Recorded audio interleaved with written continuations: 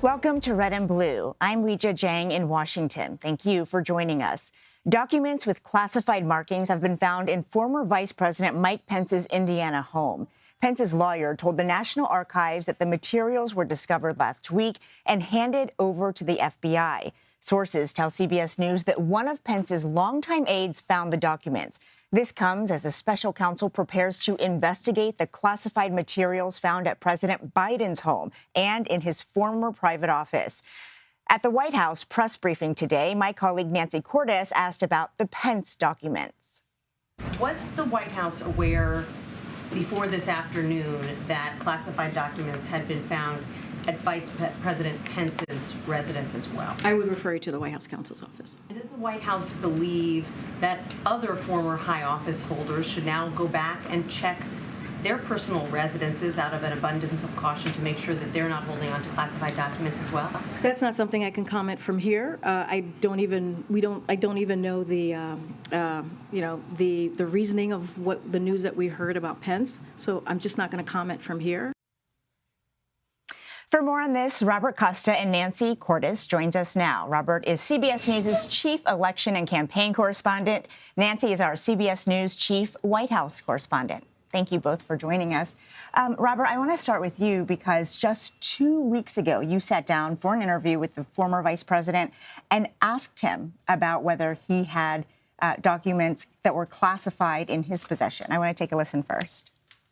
Are you sure you have no classified material in your own archives? Our staff reviewed all of the materials in our office and in our residence to ensure that there were no classified materials that left the White House or remained in our possession. And I remain confident that that was done in a thorough and careful way. Well, that confidence didn't age well, and we know that something prompted him to ask for a search of his residence, of places where he worked. So what can you tell us that you learned today about how this all unfolded?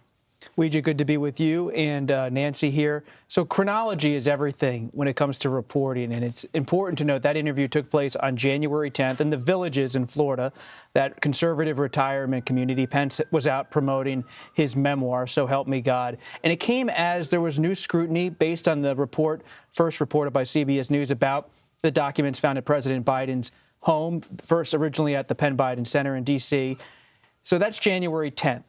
A few days later, after that interview, the scrutiny of President Biden's documents continued as documents were discovered at his Wilmington residence.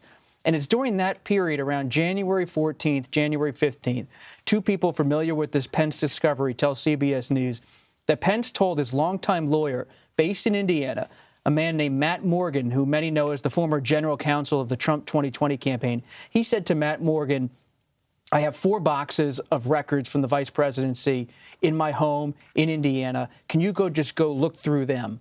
And now Pence has written a memoir. He's been looking through his files for a while. So there are more questions about what did he know about what was in these 4 boxes. But what we do know at this point is that he knew there were 4 boxes. He wanted Morgan to go look through them. Morgan did on January 16th. And on January 16th, Morgan saw classified markings on some of these documents, put them in a safe, then alerted another Pence lawyer, Greg Jacobs, to go tell the National Archives. The National Archives ultimately and quickly told the Justice Department, and then the FBI came to Pence's home a few days later to take the documents. And we know that Pence is fully cooperating, which is something different from obviously what is happening with the former president's investigation. But it's also something that the White House continues to point out that President Biden does, Nancy. And that's why they are saying, the situation with President Biden and former President Trump could not be more different. You asked about the Pence documents we just heard. And even though the White House is not talking about it publicly, I imagine privately, this is kind of a gift, right? A political gift for the president. We did detect some serious relief behind the scenes, Weijia, when this news broke.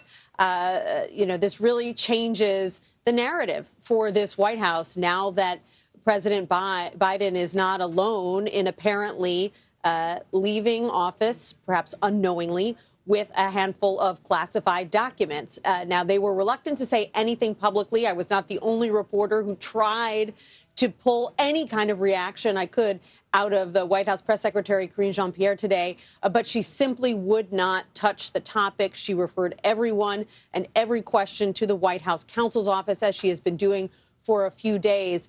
After the fact, I did get a response from the White House counsel's office to my question that I had put to Karine about whether the White House got any kind of heads up that this was coming. And I was told that no, they found out about it just like the rest of us when the news broke this afternoon. And Bob, you have impeccable timing because today you also spoke with Indiana Republican Congressman Jim Banks. Let's listen to what he had to say about this. I don't know a lot about the documents that were found at Mike Pence's home, but it sounds like they were found by someone on his team and they alerted the proper authorities and handled it the right way. That's a lot different than the Department of Justice getting involved and finding the types of documents that they did at Joe Biden's home and at the Biden Center. So I'll withhold judgment further on Mike Pence's situation until we learn more. But again, I know no one, I've met no one in my life with greater integrity than Mike Pence, and I'm sure he's handled this with exactly how he should handle a situation like this. I have no doubt about it. And Robert, you always have one eye, I know, on 2024 because you'll be covering it so closely. How do you think this will impact the race, if at all? I mean, you're talking about 3 candidates now for president who have all somehow mishandled classified materials that ended up somewhere they were not supposed to be.